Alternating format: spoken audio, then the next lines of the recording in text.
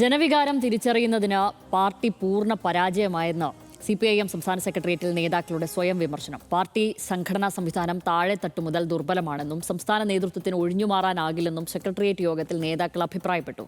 കണ്ണൂരിലെ പാർട്ടി കോട്ടകളിൽ തിരിച്ചടി ഉണ്ടായത് പ്രശ്നങ്ങൾ ഗൗരവത്തോടെ കാണാത്തതുകൊണ്ടെന്നും യോഗത്തിൽ വിമർശനമുയർന്നു. എന്നാൽ പ്രതിപക്ഷ നേതാവ് ആരാകണമെന്ന് സംസ്ഥാന സെക്രട്ടേറിയറ്റിൽ ഇന്ന് ചർച്ച ചെയ്തില്ല. അതേസമയം തിരഞ്ഞെടുപ്പ് തോൽവിയിൽ നിന്ന് പാഠങ്ങൾ ഉൾക്കൊണ്ട് തെറ്റുതിരുത്തി തിരിച്ചുവരുമെന്ന് CPIM സംസ്ഥാന സെക്രട്ടറി MV ഗോവിന്ദൻ പറഞ്ഞു.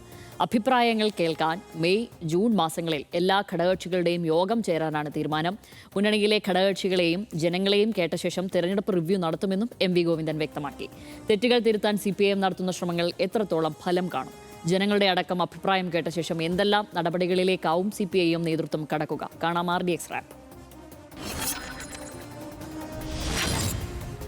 കേരള നിയമസഭാ തെരഞ്ഞെടുപ്പിലുണ്ടായത് അപ്രതീക്ഷിത പരാജയമാണെന്നും തെറ്റുകൾ തിരുത്തി തിരിച്ചുവരുമെന്നുമാണ് CPIM വിലയിരുത്തൽ. CPM പാർട്ടി ഘടകങ്ങളെയും മുന്നണിയെയും ജനങ്ങളെയും വിശ്വാസത്തിലെടുത്ത് തുടർ നടപടികൾ ആലോചിക്കും. മെയ് ജൂൺ മാസങ്ങളിൽ പാർട്ടിയുടെ എല്ലാ ഘടകങ്ങളും വിളിച്ചു ചേർക്കും. ഇന്ന് നടന്നത് പ്രാഥമിക പരിശോധനയാണെന്നും സംസ്ഥാന സെക്രട്ടറി MV ഗോവിന്ദൻ പറഞ്ഞു. സഖാക്കൾക്ക് നിർഭയമായും സ്വതന്ത്രമായും അഭിപ്രായം പറയാൻ അവസരമൊരുക്കും. പരാജയത്തിന് കാരണമായ സംഘടനാപരവും രാഷ്ട്രീയപരവുമായ കാര്യങ്ങളെ വിലയിരുത്തും. ഇടതുപക്ഷം തിരിച്ചുവരും. ഇടതുപക്ഷം എന്നും ജനപക്ഷത്താണെന്നും MV ഗോവിന്ദൻ വ്യക്തമാക്കി. പ്രതിപക്ഷ നേതാവിനെ തീരുമാനിച്ചിട്ടില്ലെന്നും പരാജയത്തിൽ പിണറായി വിജയൻ അടക്കമുള്ളവർ പ്രതികരിക്കുമെന്നും സംസ്ഥാന സെക്രട്ടറി പറഞ്ഞു. സെക്രട്ടേറിയറ്റ് തുടരുന്നതിനാൽ വാർത്താസമ്മേളനം പെട്ടെന്ന് അവസാനിപ്പിച്ച് അദ്ദേഹം മടങ്ങി.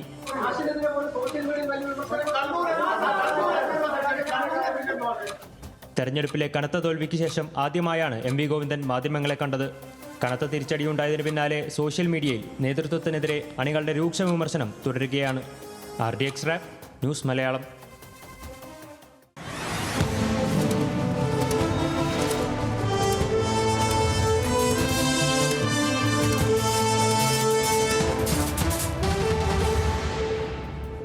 അപ്രതീക്ഷിത പരാജയമാണ് നേരിട്ടതെന്നും സംഘടനാപരമായുള്ള പ്രശ്നങ്ങളും രാഷ്ട്രീയപരമായി തങ്ങൾക്കെതിരായ പ്രചാരണ വേലയും പരാജയത്തിന് ഘടകമായിട്ടുണ്ടെന്നും CPIM സംസ്ഥാന സെക്രട്ടറി MV ഗോവിന്ദൻ പറഞ്ഞു. ഘടകകക്ഷികളുടെയും പാർട്ടി അണികളുടെയും ജനങ്ങളുടെയും അഭിപ്രായം കേട്ട ശേഷം ആവശ്യമായ തിരുത്തലുകൾ വരുത്തി പാർട്ടി മുന്നേറുമെന്നും MV ഗോവിന്ദൻ പറഞ്ഞു. ആദ്യം അദ്ദേഹത്തിന്റെ വാക്കുകളിലേക്ക്. കഴിഞ്ഞ നിയമസഭാ തെരഞ്ഞെടുപ്പിൽ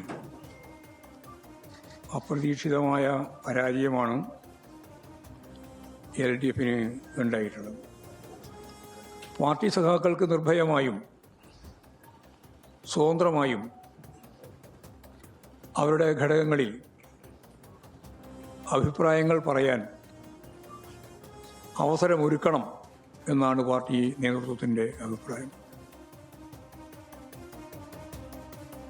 LDFനെതിരായ ജനവിധി ജനങ്ങളുടെ കരുതിക്കൂട്ടിയുള്ള തീരുമാനമായിരുന്നുവെന്ന് CPIM സംസ്ഥാന സെക്രട്ടേറിയറ്റ് അംഗം CN മോഹനൻ ന്യൂസ് മലയാളത്തോട് പറഞ്ഞു. വരാൻ പോകുന്ന സർക്കാരിനെ അന്ധമായി എതിർക്കുന്ന സമീപനം ഉണ്ടാകില്ലെന്നും CN മോഹനൻ പറഞ്ഞു.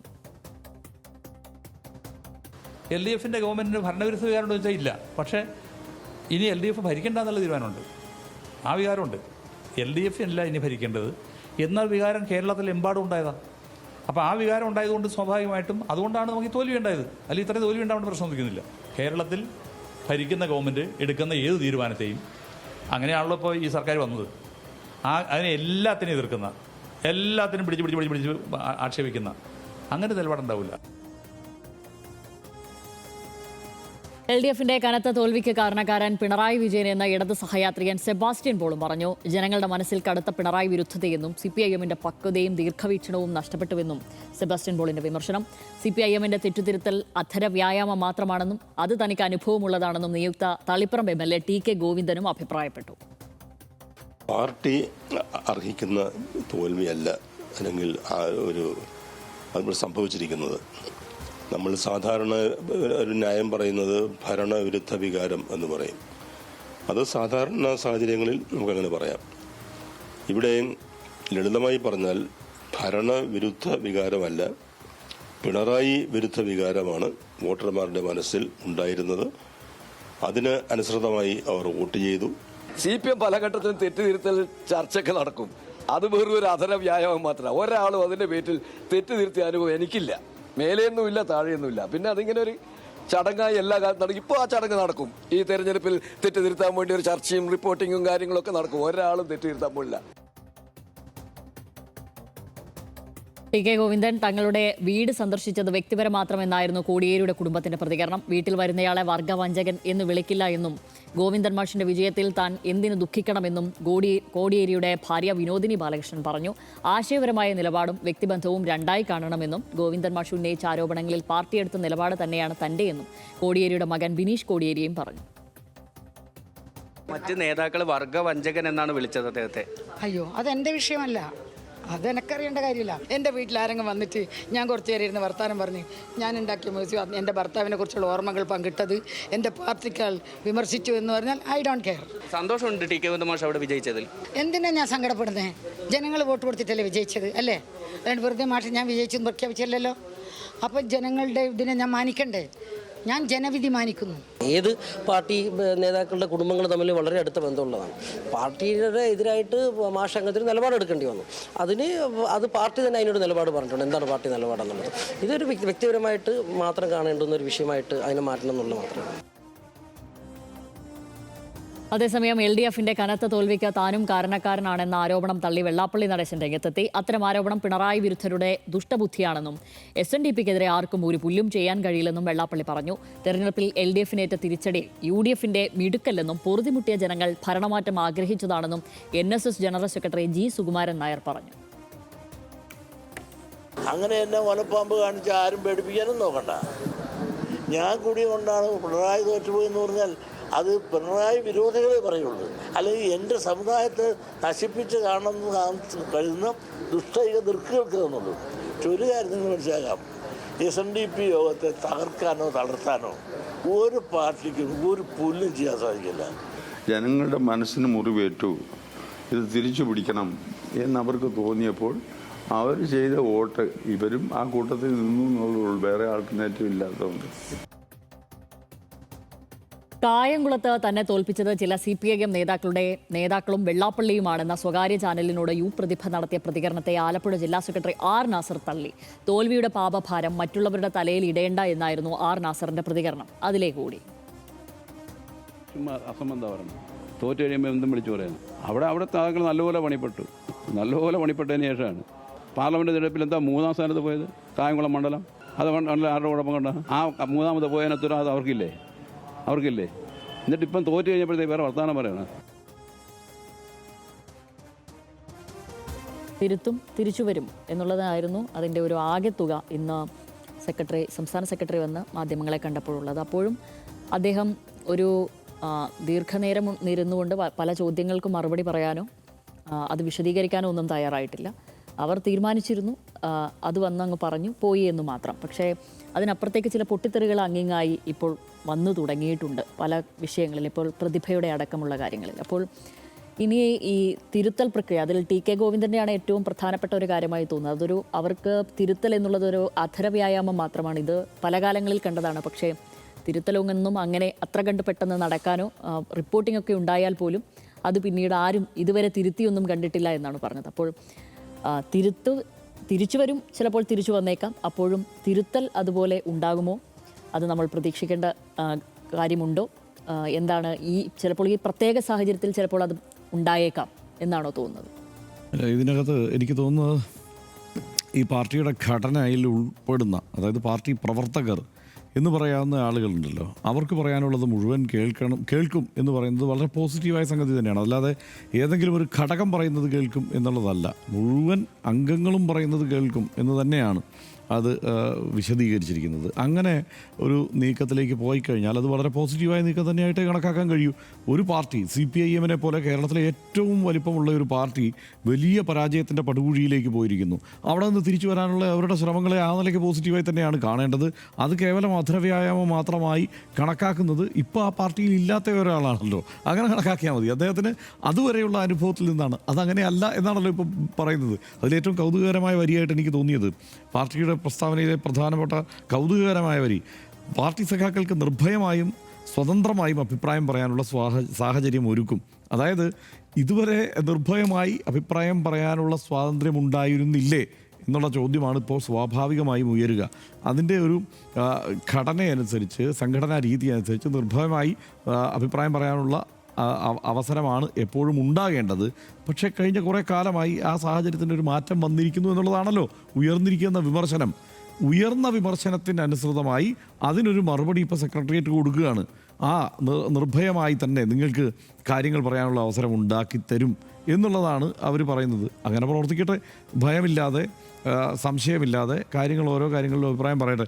ഇതിനകത്ത് ഒരു കാര്യമുണ്ട്, പ്രാദേശികമായി ഈ അതായത് പണ്ടൊക്കെ എങ്ങനെയാണ് പാർട്ടി ഗ്രൂപ്പുകൾ, അതായത് എന്താണ് മുകളിൽ നിന്ന് ഒരു തീരുമാനമെടുത്ത് അത് താഴെ തട്ടിലേക്ക് ഓരോ ഘടകങ്ങളിലൂടെ ഇങ്ങനെ കടന്നു വരിക ചെയ്യുന്നത്. അതിൻ്റെ അത് നിലനിർത്താനുള്ള വല്ലാത്ത ശ്രമമാണ്, ആ രീതി നിലനിർത്താനുള്ള വല്ലാത്ത ശ്രമമാണ് എല്ലാ കാലത്തും CPIM സ്വീകരിച്ചിട്ടുള്ളത്, അത് തുടർന്നു പോന്നിട്ടുള്ളത്. പക്ഷേ അങ്ങനെ അണകെട്ടി നിർത്താവുന്നതിനപ്പുറത്തുള്ള ടെക്നോളജി ഇപ്പോഴുണ്ടായിരിക്കുന്നു. വേറൊരു കാലത്തേക്ക് മനുഷ്യൻ സഞ്ചരിച്ചിരിക്കുന്നു, അത് തിരിച്ചറിയണമല്ലോ. അപ്പോൾ അതിനനുസരിച്ച് കാലികമായി പരിഷ്കരിക്കാനുള്ള ശ്രമം ഒന്നേന്ന് തുടങ്ങണമെന്നുള്ളത് തന്നെയാണ് ഒരു പ്രധാനപ്പെട്ട ആവശ്യമായി എനിക്ക് തോന്നിയിട്ടുള്ളത് CPIM-ൻ്റെ കാര്യത്തിൽ. ഇപ്പം നമ്മൾ നോക്കുമ്പോൾ CPIM-ൻ്റെ പ്രാദേശിക ഘടകങ്ങളുടെ എല്ലാം വാട്സാപ്പ് ഗ്രൂപ്പുകളിൽ മുതിർന്ന നേതാക്കളെ അടക്കം രൂക്ഷമായി വിമർശിച്ചുകൊണ്ടുള്ള പരാമർശങ്ങളുണ്ട്. അത് പരസ്യമായി ഒരു പരിധിക്കപ്പുറത്ത് വെളിയിലേക്ക് വരുന്നില്ല എന്നേ ഉള്ളൂ. പരസ്യമായി പറയുമ്പോൾ വളരെ ചതുരവടിവിലുള്ള ഭാഷയിൽ പാർട്ടി അനുഭാവികൾ, സോഷ്യൽ മീഡിയയിലൊക്കെ ഇടപെടുന്ന പാർട്ടി അനുഭാവികൾ കുറച്ച് കാര്യങ്ങൾ പറയുന്നുണ്ട് എന്നുള്ളത് ഒഴിച്ചാൽ അതിന് ഇപ്പോഴും പാർട്ടി അംഗങ്ങൾ ശക്തമായി, പാർട്ടി ഘടനയ്ക്കുള്ളിൽ നിൽക്കുന്നവർ ശക്തമായി ഈ കാര്യത്തിൽ വന്നിരിക്കുന്ന വീഴ്ച എന്താണെന്ന് തുറന്നു പറയുന്ന സ്ഥിതിയൊന്നുമില്ല. നമ്മളിപ്പോൾ കാണുന്നത് ആരാണ്? അത് പാർട്ടി അനുഭാവികളുടെ രോഷപ്രകടനമൊക്കെയാണ്. അത് നമ്മൾ കഴിഞ്ഞ ചർച്ചയിൽ പറഞ്ഞതുപോലെ കോൺഗ്രസിൻ്റെ കഴിഞ്ഞ പരാജയത്തിൻ്റെ ഘട്ടത്തിൽ സമാനമായ സംഗതികൾ നമ്മൾ കണ്ടത്. ഇതിനേക്കാളൊക്കെ ഗൗരവമുള്ള ഭാഷയിൽ, രൂക്ഷമായ ഭാഷയിൽ, സ്വഭാവത്തിലൊക്കെ ആ മട്ടിലുള്ളതൊന്നും വന്നിട്ടില്ല. അതല്ല ഇവിടെ പ്രശ്നം. യഥാർത്ഥത്തിലുള്ള പ്രശ്നം എന്താണെന്ന്, അതായത് യഥാർത്ഥ പ്രശ്നത്തിലേക്ക് കൊണ്ടുപോകാൻ, പാർട്ടിയെ ആ ചർച്ചകളിലേക്ക് കൊണ്ടുപോകാൻ CPIM-ൻ്റെ അണികൾക്കും പ്രവർത്തകർക്കും കഴിയുമെന്ന് തന്നെയാണ് ഞാൻ കരുതുന്നത്. ആ പ്രവർത്തകരെ അവധാനതയോടെ കേൾക്കാനുള്ള ക്ഷമ CPIM-ൻ്റെ നേതൃത്വത്തിനുണ്ടായാൽ മാത്രം മതി. പല വിഷയങ്ങളിലും അതായത് തീരുമാനം, ഇപ്പം വെള്ളാപ്പള്ളി നടേശൻ്റെ കാര്യം ഏറ്റവും മികച്ച ഉദാഹരണമായി എനിക്ക് തോന്നിയിട്ടുള്ളത് വെള്ളാപ്പള്ളി നടേശൻ്റെ കാര്യമാണ്. ഞാനിത് പറയുന്നത് വേറൊന്നും കൊണ്ടല്ല. 2016 BDJS-ൻ്റെ രൂപീകരണത്തിന് ശേഷം BJP-യും BDJS-ഉം ഒരുമിച്ച് NDA എന്ന രൂപത്തിൽ തെരഞ്ഞെടുപ്പിനെ നേരിടുകയും അതുവരെ ഇല്ലാത്ത വലിയ വോട്ട് ശതമാനത്തിലേക്ക് ആ മുന്നണി സംവിധാനം വളരുകയും ചെയ്ത ആ തെരഞ്ഞെടുപ്പിന് ശേഷം പിണറായി വിജയൻ മുഖ്യമന്ത്രിയായി വരികയാണ്. ആ വരുന്ന ഘട്ടത്തിൽ ഈ ഒരൊറ്റ വിഷയത്തെ മാത്രം അധികരിച്ചുകൊണ്ട് ഞാനൊരു ലേഖനം എഴുതിയിട്ടുണ്ട് മാതൃഭൂമി ആഴ്ചപ്പതിപ്പിൽ. ഈ ഒരൊറ്റ വിഷയമാണ് അന്ന് അതായത് 10 വർഷം മുമ്പ് നമ്മൾ പറയുന്നത് എന്താണ്, CPIM 10-15 വർഷം മുമ്പ് സ്വീകരിക്കേണ്ട 15 വർഷം മുമ്പ് സ്വീകരിക്കേണ്ട പല വിഷയങ്ങളിലും, അതായത് ആ കാലത്താണ് 10 വർഷം മുമ്പ് നമ്മൾ പറയുന്നത്, 15 വർഷം മുമ്പ് സ്വീകരിക്കേണ്ട പല കാര്യങ്ങളിലും വ്യക്തതയില്ലാതെ ഉഴലുന്ന ഒരവസ്ഥ ഇപ്പോഴുണ്ട്. പ്രത്യേകിച്ച് അവരുടെ വോട്ട് ബാങ്ക് കൂടിയായിട്ടുള്ള ഈ സാമുദായിക വിഭാഗത്തെ അഡ്രസ്സ് ചെയ്യുന്നതിനും അവരെ സംഘടനാ സംവിധാനവും അല്ലെങ്കിൽ പാർട്ടിയുടെ CPIM-ൻ്റെ രീതിയുമൊക്കെയായി ബന്ധപ്പെടുത്തി നിർത്തുന്നതും കേരളത്തിൻ്റെ ഈ മതനിരപേക്ഷ സ്വഭാവത്തിന് അനിവാര്യമാണ്. അതുകൊണ്ട് ആ നിലയ്ക്കുള്ള ഇടപെടൽ, അല്ലെ CPM വളർത്താൻ വേണ്ടിയിട്ടല്ല, കേരളത്തിൻ്റെ മതനിരപേക്ഷ സ്വഭാവത്തെ ഉറപ്പിച്ചു നിർത്തുന്നതിന് വേണ്ടിയുള്ള ഇടപെടൽ 15 വർഷം മുമ്പ് തുടങ്ങി വെക്കേണ്ടതാണ്. അത് തുടങ്ങിയിട്ടില്ല, ഇനിയെങ്കിലും തുടങ്ങുന്നത് നല്ലതാണ്. കാരണം അവിടെ ഒരു സോഷ്യൽ എഞ്ചിനീയറിംഗ് നടക്കുന്നു വളരെ കൃത്യമായി. അതിനുശേഷം പ്രത്യേകിച്ച് എന്തെങ്കിലും ഒരു എഫേർട്ട് ആ കാലത്തിന് ശേഷം ഇങ്ങോട്ട് ഭരണപരമായ കാര്യങ്ങളിൽ, ഇവിടെ വികസന പ്രവർത്തനങ്ങൾ നടപ്പാക്കുന്നതിൽ, ഇവിടെ റോഡ് പണിയുന്നതിൽ, പാലം പണിയുന്നതിലൊക്കെ സമാനതകളില്ലാത്ത പ്രകടനം നടത്തിയിട്ടുള്ള സർക്കാരാണ് പിണറായി വിജയൻ നയിച്ച LDF-ൻ്റെ സർക്കാർ എന്ന് പറയുന്നതിന് എനിക്കൊരു സംശയവുമില്ല. കാരണം അതിന് തൊട്ട് മുമ്പ് നമ്മൾ കണ്ടത് ഹൈവേ അതോറിറ്റി ഇവിടെ നിന്ന് പൂട്ടി താക്കോലുമായിട്ട് ഡൽഹിക്ക് പോകുന്നതാണ്. അവരെ തിരിച്ചു വരുത്തി ഇവിടെ ഹൈവേ പണിയുന്നത് നമ്മൾ കണ്ടതാണ്. ഇതൊക്കെ പണിയുമ്പോൾ അതിലൂടെയല്ല രാഷ്ട്രീയം വളരുന്നത്.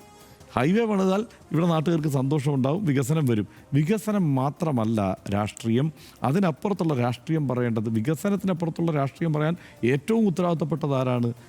LDF-ആണ്, CPIM-ആണ്. അവരത് പറഞ്ഞില്ല എന്നുള്ളതിലാണ് പ്രശ്നം. അവരുടെ രാഷ്ട്രീയത്തിൽ നിന്ന് അകന്നു എന്നുള്ളതാണ് പ്രശ്നം.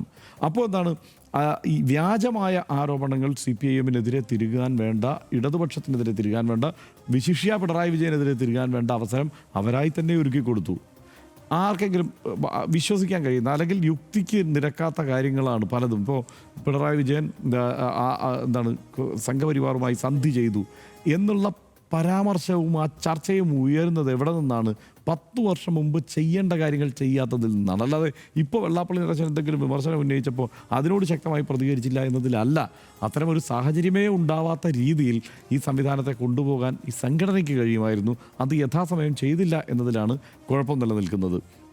അതായത് ഈ രാഷ്ട്രീയം പറയേണ്ടിടത്ത് ആ രാഷ്ട്രീയം പറയാതെ പോകുന്ന ഒരു സ്ഥിതിയുണ്ട്. അതിനപ്പുറത്ത് വികസന ത്വര, ആ വികസന രാഷ്ട്രീയമാണ് യഥാർത്ഥത്തിൽ ലെഫ്റ്റിനെ നയിക്കുന്നത് എന്നുള്ള ചിന്തയുണ്ട്. ഞാൻ ഒരു എല്ലാ വികസനവും വേണ്ടാണ്. ഞാൻ ഈ കേരളയിലടക്കം ഉണ്ടാകുന്ന ആലോചനകൾ വരികയും അതിനുവേണ്ടിയുള്ള നീക്കങ്ങൾ വരികയും ചെയ്യുമ്പം ശക്തമായ പ്രതിഷേധം കൊണ്ടപ്പോഴും അതിനെ അനുകൂലിച്ച ആളാണ് ഞാൻ. അതായത് കേരളയിലടക്കമുള്ള വികസനം വരണം.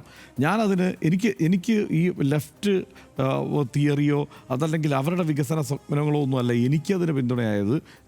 ഞാൻ എന്നെടുത്ത് തന്നെ പറയുകയാണ്, എനിക്കതിന് പിന്തുണയായത് കെ കൊച്ചേട്ടനെ പോലെയുള്ള ആളുകൾ അത് ഏത് തരത്തിലാണ് സാമൂഹികമായി ഇവിടെ ഒരു മാറ്റമുണ്ടാക്കുക, ഈ മനുഷ്യൻ്റെ ഈ എന്താണ് ഉച്ചനീചത്വങ്ങളെ അടക്കം ഇല്ലാതാക്കുന്ന തരത്തിലുള്ള ഇടപെടൽ നടത്തുക എന്നുള്ളത് കെ കൊച്ച് 10-18 ലേഖനം എഴുതിയത് വായിച്ചിട്ടാണ് സത്യത്തിൽ ഞാൻ നിരന്തരം ആ ഘട്ടത്തിൽ അദ്ദേഹത്തോട് സംസാരിച്ചു കൊണ്ടിരുന്നു. അങ്ങനെയാണ് നമ്മൾ ഇതിനകത്തൊരു കാഴ്ചപ്പാട് രൂപീകരിക്കുന്നത്. ആ ഒരു വിഷയം ഉണ്ടാകും, നമ്മളത് എങ്ങനെ വേണം ഈ വിഷയത്തെ സമീപിക്കാൻ എന്നുള്ളത് നമ്മുടെ ഒരു കാഴ്ചപ്പാട് നമ്മൾ ഉണ്ടാക്കുന്നത് അങ്ങനെയാണ്. അപ്പോൾ അതടക്കം അത് പക്ഷേ അതാണ് രാഷ്ട്രീയം എന്നുള്ള മട്ടിൽ ലെഫ്റ്റ് പറയാനോ CPIM പറയാനോ പാടുണ്ടോ എന്ന് ചോദിച്ചാൽ എനിക്കതിനോട് വിയോജിപ്പാണുള്ളത്. അതല്ലാത്ത വേറെ പ്രശ്നങ്ങൾ സാമൂഹികമായി ഈ സാമൂഹിക ഘടനയിൽ പലതരത്തിൽ ഇവിടെ നിലനിൽക്കുന്നുണ്ടായിരുന്നു. അതിനെ അഡ്രസ്സ് ചെയ്യാതെ പോയി. ഞാനത് കൗതുകകരമായി കാണുന്നത് പിണറായി വിജയൻ കേരളത്തെ സിംഗപ്പൂരാക്കണം എന്നുള്ള സ്വപ്നവുമായി നടന്ന ആളാണ് എന്നുള്ള നിരന്തരം അദ്ദേഹത്തെ, അതായത് ആ മട്ടിലുള്ള ചർച്ചകളും അദ്ദേഹത്തിൻ്റെ ആ പരാമർശത്തെയും അദ്ദേഹത്തിൻ്റെ ആ സ്വപ്നത്തെയും എടുത്തു പറഞ്ഞുകൊണ്ടുള്ള ചർച്ചകളുമൊക്കെ ഈ തെരഞ്ഞെടുപ്പിന് മുമ്പുള്ള പല കാലത്ത് നമ്മൾ കണ്ടു. പക്ഷേ അവിടെയാണ് അത് സാധാരണക്കാരൻ്റെ മനസ്സിലേക്ക് എത്തുന്നത്. ആ തരത്തിലല്ല, അത് ആ നാട്ടിലല്ല അവർ ഉൾക്കൊള്ളുക. കേരളത്തെ സിംഗപ്പൂരാക്കുക എന്നുള്ളതല്ല സാധാരണ മലയാളിയുടെ ഏറ്റവും അടിയന്തരമായ ആവശ്യം. കേരളം വ്യത്യസ്തമായി നിൽക്കുന്നത് കേരളത്തിൻ്റെ ചിന്തകൾ, മതനിരപേക്ഷ സ്വഭാവത്തിലൊക്കെയാണ്. അതിനെ ഉറപ്പിച്ചു നിർത്താൻ വേണ്ട രാഷ്ട്രീയ ഇടപെടൽ യഥാസമയം നടത്തുന്നുണ്ടോ എന്നതായിരുന്നു ജനം നോക്കിയത്. ജനത്തിന് ആവശ്യവും അതായിരുന്നു. അതിൽ പല വാഴ്ചകളും പറ്റി. അയ്യപ്പ സംഗമം അടക്കമുള്ള ഓരോരോ കാര്യങ്ങളും അതായത് ഈ വളമിടുന്നത് യഥാർത്ഥത്തിലുള്ള രോഗത്തിന്, അല്ലെങ്കിൽ കീടനാശിനി തെളിക്കുന്നത് യഥാർത്ഥത്തിലുള്ള രോഗത്തിനല്ല എന്നുള്ളതാണ് സംഭവിച്ചത്. അത് അല്ലാതെ അവർ തിരുത്തൽ നടപടിയുമായി ഇപ്പോൾ മുന്നോട്ട് പോകുന്നുണ്ടെങ്കിൽ ഞാൻ അതിനെ അധരവ്യായാമം എന്ന് കണ്ട് തള്ളിക്കളയാൻ തയ്യാറല്ല. ഈ പ്രശ്നങ്ങളെല്ലാം അവർ അഡ്രസ്സ് ചെയ്യട്ടെ, രാഷ്ട്രീയത്തിലേക്ക് തിരിച്ചു വരട്ടെ, അവർ രാഷ്ട്രീയം പറയട്ടെ, പൊളിറ്റിക്സ് പറയട്ടെ. കേരളത്തിൻ്റെ ഈ ഈ സാമൂഹ്യ ഘടനയ്ക്ക് CPIM അനിവാര്യമായൊരു ഘടകം തന്നെയാണ്. ഇത് ഞാൻ പറയുന്നതല്ല, ഈ VD സതീശൻ അടക്കമുള്ള AK ആൻ്റണി അടക്കമുള്ള നേതാക്കളടക്കം പറയുന്ന സംഗതിയാണ്. അതിലേക്ക് അവർ തിരിച്ചു വരുമെന്നാണ് ഞാൻ കരുതുന്നത്. ഒരു സംശയവും എനിക്ക് ആ കാര്യത്തിലില്ല.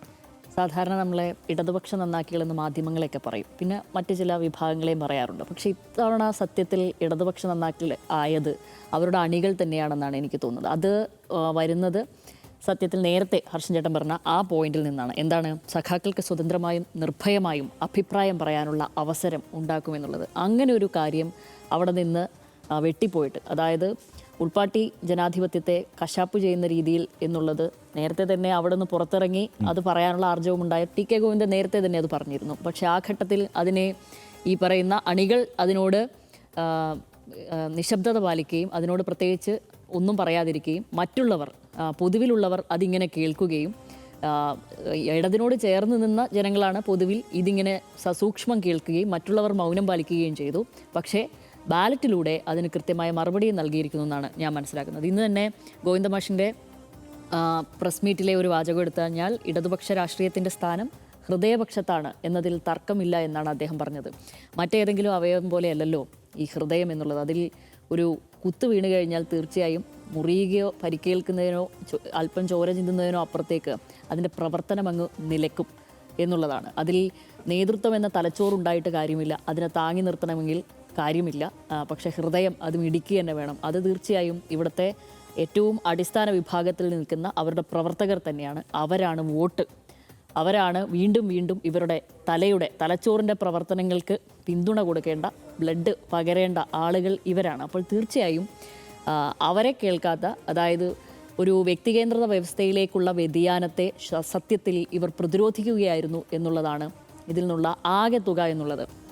അപ്പോൾ ഞാനിപ്പോഴും വിചാരിക്കുന്നത് ഇന്ന് 10 മിനിറ്റ് മാത്രം ഇത് കഴിഞ്ഞിട്ട് പോകുന്നത് വളരെ പോസിറ്റീവായ ഒരു കാര്യങ്ങൾ അദ്ദേഹം പറഞ്ഞു എന്നുള്ളത് ശരി തന്നെയാണ്. അതായത് എല്ലാ ഘടകങ്ങളുടെയും യോഗം വിളിക്കുമെന്നും അവിടെ മേൽനോട്ടത്തിൽ തന്നെ അത്തരം കാര്യങ്ങൾ റിപ്പോർട്ട് ചെയ്യപ്പെടുന്നുണ്ടോ എന്നുള്ളതൊക്കെ പരിശോധിക്കുമെന്നൊക്കെ പറഞ്ഞു.